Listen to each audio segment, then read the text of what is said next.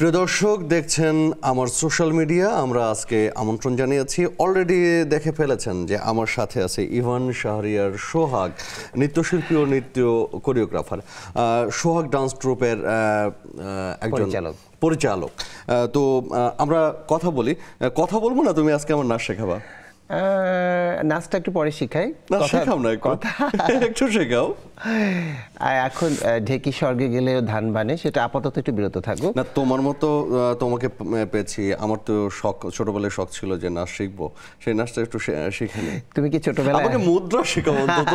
শিখাবো, কথা দিলাম, কিন্তু তুমি কি ছোটবেলায় আছো?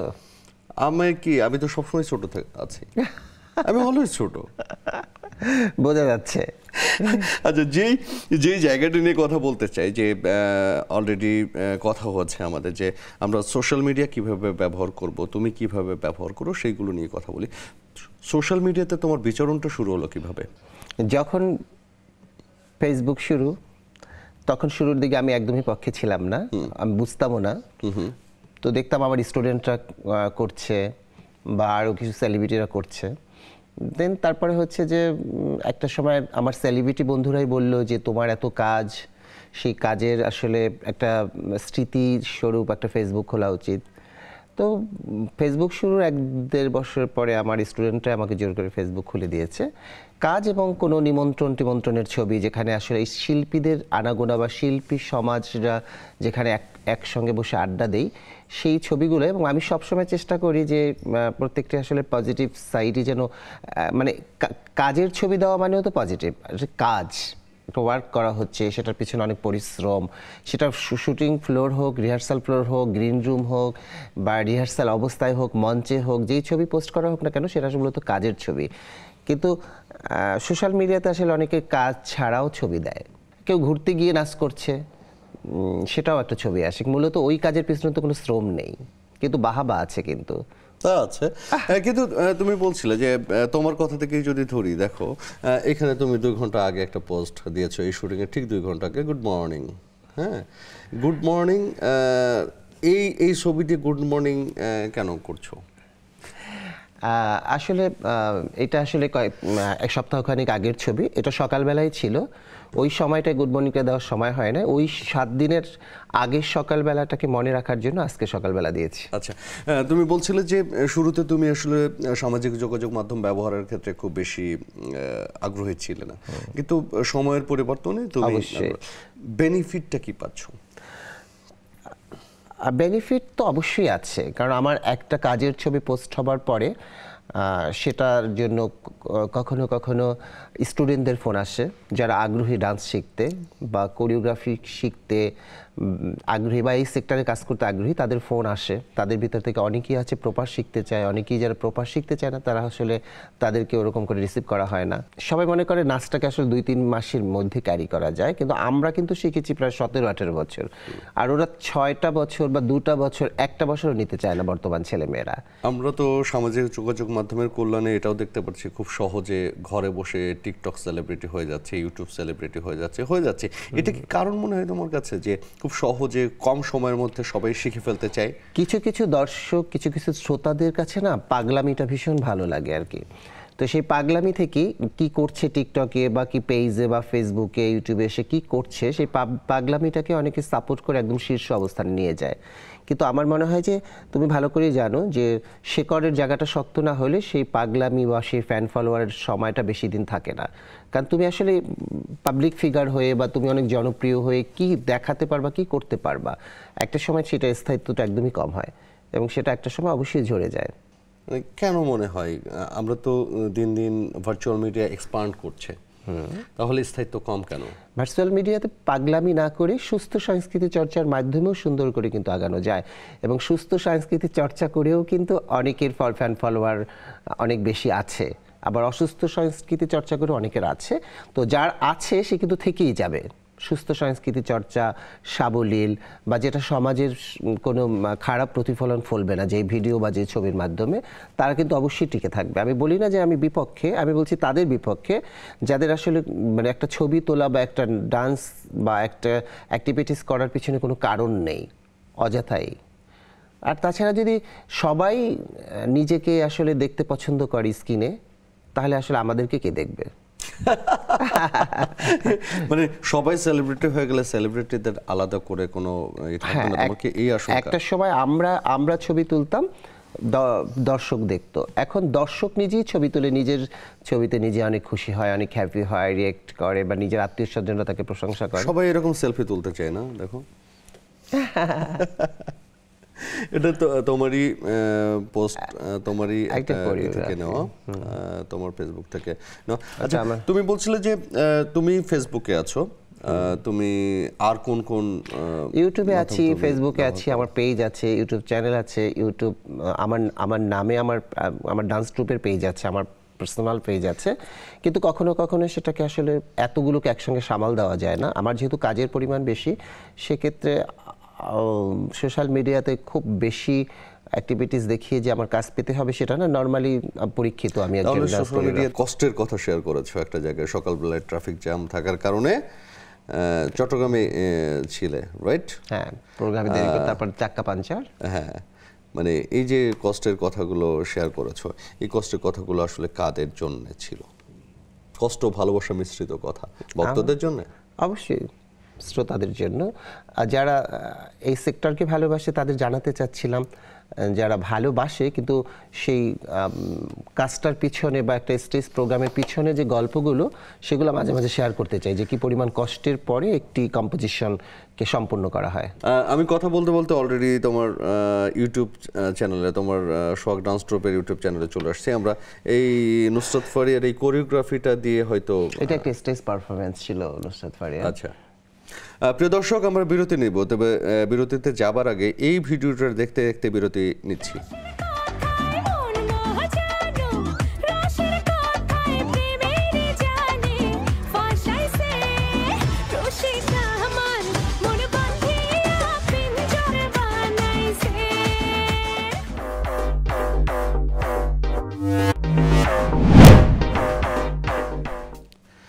দেখছেন আমার সোশ্যাল মিডিয়া। আমার সাথে আছে আজকে আমার সোশ্যাল মিডিয়া নিয়ে গল্প করতে ইভান শাহরিয়ার সোহাগ, নৃত্যশিল্পী, কোরিওগ্রাফার। জাতীয় চলচ্চিত্র পুরস্কারও তুমি পেয়ে গেছো কোরিওগ্রাফি করে। এবং বিরতিতে যাবার আগে নুসরাত ফারিয়ার একটা স্টেজ পারফরমেন্স দেখছিলাম, তোমার ওই কোরিওগ্রাফিতেও। হ্যাঁ, আসলে নুসরাত ফারিয়া, আমি যেই ন্যাশনাল অ্যাওয়ার্ড যেই সিনেমাটায় পেয়েছি সেটা হিরোইন নুসরাত ফারিয়া ছিল, এবং নুসরাত ফারিয়ার লিপি গানটা ছিল।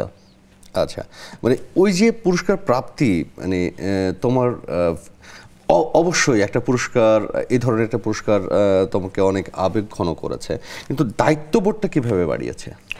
আসলে আমার মঞ্চের কাজ, টেলিভিশনের কাজ করতে করতে সিনেমার প্রতি একটা অনীহা ছিল। আমি বুঝতে পারিনি ন্যাশনাল অ্যাওয়ার্ড পাবো, আর যদি বুঝতে পারতাম আরো একটু ভালো করে করতাম। এখন মনে হচ্ছে যে না, এখন দায়বদ্ধতা অনেক বেড়ে গেছে। এখন আসলে অফার আসলে সবসময় চিন্তা করি যে আমার আসলে কি দেখানোর আছে, মানে আমি কি শুধুই মাত্র রোমান্টিক নায়ক নায়িকার গানের দৃশ্যে যেখানে শুধু সুইট সুইট কিছু মুদ্রা থাকবে, নাকি প্রপার ডান্স থাকবে, সেটাই আসলে আমি চেষ্টা করি এখন। তোমার কি মনে হয় যে বাংলাদেশে নৃত্যশিল্পী বা নৃত্যশিল্পের স্কোপ একটু কম? নৃত্যশিল্পীরা যেখানে পারফরমেন্স না করে সেই অনুষ্ঠানটা তো অসমাপ্ত। কারণ তুমি খেয়াল করবা, যে কোনো একটি প্রোগ্রামের শুরুতে নাচ, যে কোনো একটি প্রোগ্রামের শেষে নাচ, কিন্তু সব কিছু মিলিয়েও তারপরে সম্মানের জায়গাটা সবসময় নৃত্যশিল্পীরা কম পায়। সবার সাথেই তো আছো দেখছি কোরিওগ্রাফিতে, তাই না? সবাইকে নাচিয়েছি এবং সবাই সবার সাথে নেচেছি। তা আজকে কি আমাকে নাচাবা? যদি তুমি পারো ধরতে, দেখা যাক একদিন শেষে। আমরা তোমার এই কোরিওগ্রাফিটা একটু দেখে আসি। পূর্ণিমার সাথে ছিল 2020-এর 7ই জুলাই, তুমি পোস্ট দিয়েছো একটা টিভি শো।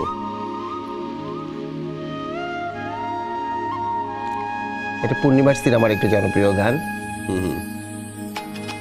দেখলাম তোমার পূর্ণিমার সাথে কোরিওগ্রাফিটা। আমরা দেখেছি যে সারা পৃথিবী একটা বাজে সময়ের মধ্যে দিয়ে যাচ্ছে করোনা মহামারীর কারণে।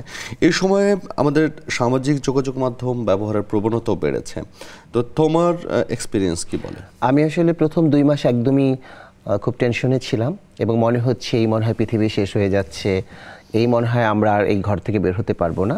তো অনেক চিন্তার মধ্যে থেকে চিন্তা করলাম যে এভাবে থেমে থাকলে হবে না, ঘরের মধ্যে বসে কি করা যায় সেটাই আসলে আমি তখন আমার মাথায় খেলতেছিল।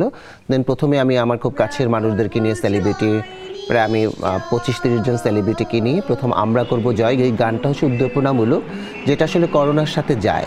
আমাদের ভয় ভীতি দূর করে আমরা যে সামনে এগিয়ে যেতে হবে, আমাদের বাঁচতে হবে, অনেক মৃত্যু সংবাদ আসবে, সেটাকে বুকে ধরে রেখে, সেই কান্না কষ্টকে ধরে রেখে যেন সামনে আগাতে পারি, সেরকম একটি কাজ করেছি আমরা করব জয়। এবং সেটা আসলে খুব তাড়াতাড়ি, খুব রাতারাতি খুব জনপ্রিয়তা পেয়েছিল কাজটা। এবং তারপরে কিছু চ্যানেল থেকে ফোন আসলো যে আপনাকে তাহলে ঈদের অনুষ্ঠান করতে হবে, ঘরে বসে ঈদের প্রোগ্রাম বানাতে হবে।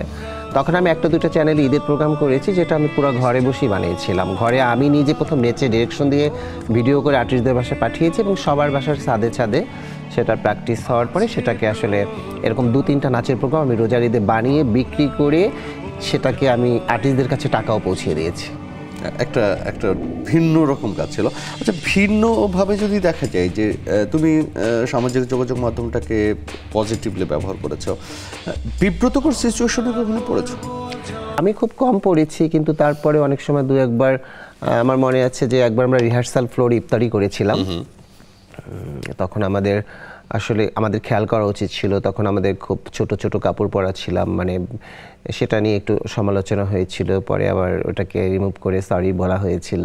মানে রিহার্সালের টাইমই আসলে সারা রমজান মাস তো রিহার্সাল হয়, আমরা ইফতারির পরেও রিহার্সাল করি, ইফতারির আগেও রিহার্সাল করি, ইফতারির সময় ব্রেক হয়, সেই ব্রেকের সময় ওই সময় আমাদের বোঝা উচিত ছিল যে পোস্টটাকে আসলে সুন্দর করে করা উচিত ছিল। একটা মন খারাপের সময় ছিল এটা।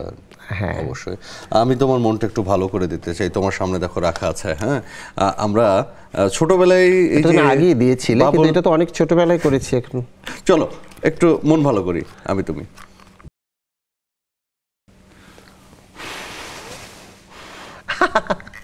কাঠটা বড় হচ্ছে দেখো তো। মন কি ভালো করতে পেরেছি? হ্যাঁ, মানে একদম মনে হচ্ছে যে ছোটবেলায় ফেরত গিয়েছি। আচ্ছা, ঠিক আছে, আমরা আরেকটু বেশি করে আমরা বাবুল ফলাবো, তার আগে একটা ব্রেক নিয়ে আসি। প্রিয় দর্শক, দেখছেন আমার সোশ্যাল মিডিয়া, আমার সাথে আছে ইভান, শাহরিয়ার, সোহাগ। যাবেন না কোথাও, বিরতি নিয়ে ফিরছি একটু পরেই।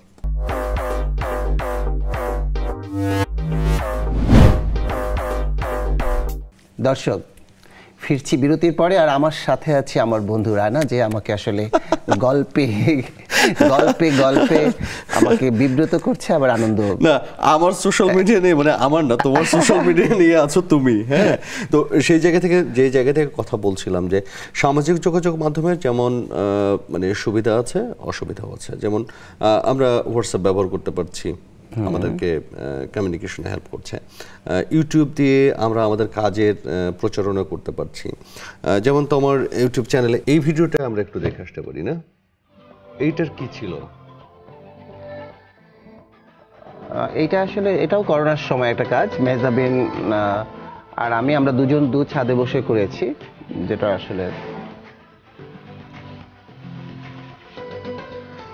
মানে এইটা হচ্ছে আলাদা আলাদা জায়গায় বসে তোমরা শুট করেছো কিসে? শুট ক্যামেরা পাঠিয়েছিলাম ওর বাসায়, একটা লোক দিয়ে মোটামুটি একটা ক্যামেরা পাঠিয়েছিলাম, মানে মোবাইল দিয়ে করেছি, কোনটা ক্যামেরা দিয়ে করেছি, যখন যেটা হাতের কাছে পেয়েছি। মানে সিচুয়েশনটাকে হ্যান্ডেল করেছো ওই সময়।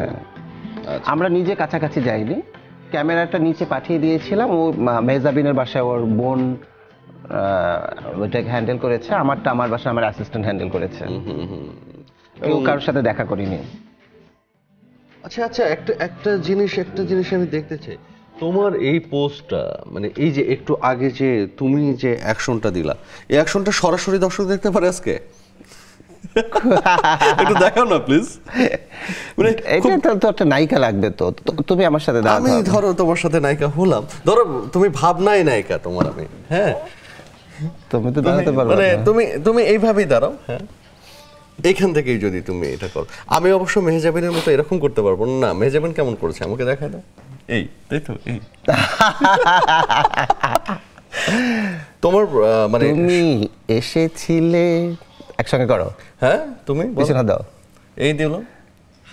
তুমি এসেছিলে পরশু কোন দিকে না বাবা আমি পারবো না, থ্যাংক ইউ। যে জায়গাটা নিয়ে কথা হচ্ছিল আমাদের সামাজিক যোগাযোগ মাধ্যম, একটা কথা দেখা যায় যে সামাজিক যোগাযোগ মাধ্যমের ক্ষেত্রে আমরা যা হয় না তা করে ফেলি। যে তুমি একটা কথা বলছিলে একটু আগেই যে রোজার মধ্যে এক ধরনের ইনসিডেন্ট ঘটে গেছিল। এই জায়গা থেকে আসলে আমাদের বের হওয়ার জন্য কি ধরনের সতর্কতা আমরা নিতে পারি বলে তুমি মনে করো? আমাদের যারা আমরা সামাজিক যোগাযোগের মাধ্যমে আছি সবাই, প্রথমটা হচ্ছে যে রিয়েল সত্যটাকে প্রকাশ করা। কোনো একটা ছবি দেখে কাউকে উপলব্ধি না করা, আসল ছবিটা কি, আসলে কেন বা আসল ঘটনাটা কি সেটা সবার জেনে মন্তব্য করা, না জেনে কারোর সম্বন্ধে মন্তব্য না করা, এবং খুব সচেতনভাবে সব কিছু পোস্ট করা, যাতে হচ্ছে আমি আবার আগেও বলেছিলাম শিক্ষামূলক। তো সেই সুস্থ সংস্কৃতি চর্চার জন্য আমি আমার ডান্স সেক্টর বলবো সেটা না, যে কোনো মাধ্যম হতে পারে। সবাই সবার সন্তানকে একটা ছবি আঁকা শেখাতে পারে, একটু আবৃত্তি শেখাতে পারে, গিটার শেখাতে পারে। সেটার মাধ্যমেই যার যার জায়গা থেকে শিল্পবোধ জাগ্রত করা, এবং সেই শিল্পবোধ যার মধ্যে থাকবে সে নিশ্চয়ই সোশ্যাল মিডিয়াতে কোনো অপ্রীতিকর ঘটনা ঘটাবে না। প্রতিদিনই একটা বড় সময় সামাজিক যোগাযোগ মাধ্যম ব্যবহারে কাটিয়ে দিচ্ছে। এতে করে আমাদের পারিবারিক বন্ধন, তুমি বলছিলে যে বাচ্চাদেরকে শেখানোর যে জায়গা, আমরা কি একটু কমিয়ে দিচ্ছি মনে হয়? নিশ্চয়ই নিশ্চয়ই। যে আসলে এখন আগে একটা সময় আমাদের ফ্রেন্ডস সার্কেল আমরা কত আড্ডা দিতাম, মজা করতাম, বা এক বাসা থেকে আরেক বাসায় বেড়াতে যাওয়া, সেই নিমন্ত্রণ খাওয়াটা এখন কোনো কিছুই আসলে ফেসবুকের কারণেই হচ্ছে না। সব কিছুর সময়টা আমরা একটু সময় পেলেই ওটাকে চালাই। আমরা কোথাও যেতেও দেরি করি কিন্তু এইটার কারণেই। কিন্তু কখনো বলে একটু দেখি, আর একটু শেষ করি, বা আর একটু দেখি, এটা করতে করতে শেষ হয়ে যায়।